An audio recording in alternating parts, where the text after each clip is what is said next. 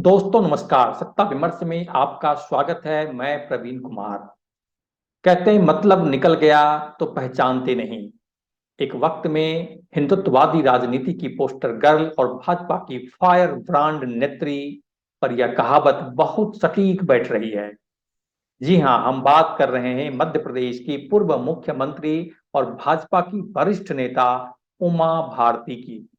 एक हफ्ता पहले की ही तो बात है जब लोधी समाज के कार्यक्रम में उन्होंने लोध मतदाताओं से खुले तौर पर कहा कि अपना वोट अपनी मर्जी से किसी भी पार्टी को देने के लिए आप आजाद हैं। उमा ने बहुत सारी बातें की। कोई दो राय नहीं कि उमा की ये बातें बीजेपी में उनके बगावती तेवर को दर्शा रही है।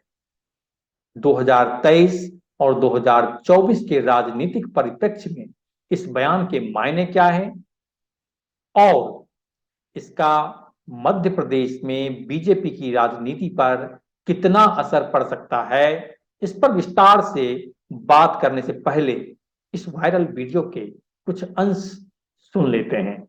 मैं आऊंगी, मैं अपनी पार्टी के मंच पे आऊंगी, मैं लोगों का वोट मांगूंगी।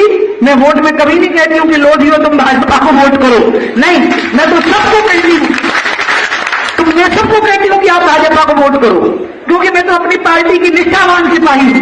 लेकिन मैं आपसे थोड़ी अपेक्षा करूंगी कि आप पार्टी के निष्ठावान सिपाही होंगे, नहीं, आपको अपने आसपास के हित देखना है, क्योंकि आप पार्टी के कार्यकर्ता अगर नहीं है और अगर आप पार्टी के वोटर नहीं है तो आपको सारी चीजों को देख करके ही अपने बारे में फैसला करना है। और इसलिए मैं ये मान के चलिए कि प्यार के बंधन में हम बंधे हुए हैं, लेकिन राजनीति के बंधन से मेरी तरफ से तो आप पूरी तरह से आजाद हैं। दरअसल उमा भारती लोधी समुदाय से ताल्लुक रखती हैं, जो ओबीसी कैटेगरी में आता है। वायरल वीडियो में उमा भारती के इस संदेश के कई मायने निकाले जा रहे हैं, क्योंकि परंपरागत रूप से लोधी समुदाय बीजेपी का ही वोट बैंक रहा है। लेकिन उमा भारती के मुख्यमंत्री पद से हटने के बाद इस वोट बैंक में बड़ा बिखराव देखने को मिला है। मध्य प्रदेश में लोधी समाज का 9% वोट बैंक है और 230 सदस्यों वाली विधानसभा में करीब 65 सीटें ऐसी हैं जहां लोधी समुदाय जीत और हार तय करता है।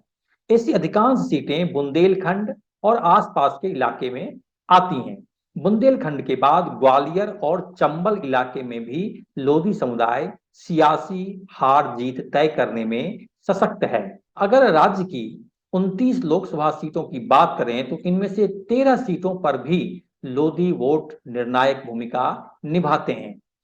इन 13 सीटों में बालाघाट, खजुराहो, दमोह, सागर, विदिशा और होशंगाबाद प्रमुख हैं।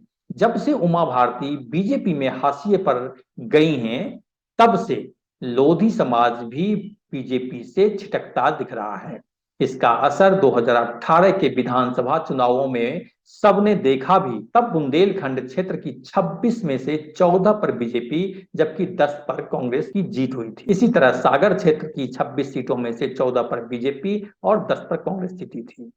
मालवा क्षेत्र में भी कुल 50 सीटों में से बीजेपी को 24 जबकि कांग्रेस को 26 सीटों पर जीत मिली थी। यहां एक बात और ध्यान देने की है कि हाल के दिनों में जब से बीजेपी ने प्रीतम लोधी को पार्टी से निकाला है, तब से लोधी समाज के नेता खुले तौर पर कहने लगे हैं कि बीजेपी को 2023 के विधानसभा चुनावों में सबक सिखाएंगे और 65 सीटों पर हार का स्वाद भी चखाएंगे। बात सिर्फ इतनी सी नहीं है। बीजेपी भले ही ओबीसी मतदाताओं को लुभाने का कोई दाव नहीं छोड़ रही हो, लेकिन शिवराज सिंह चौहान की 15 साल पुरानी सरकार के खिलाफ एंटी इनकम्बेंसी फैक्टर भी अपना रंग जरूर दिखाएगी।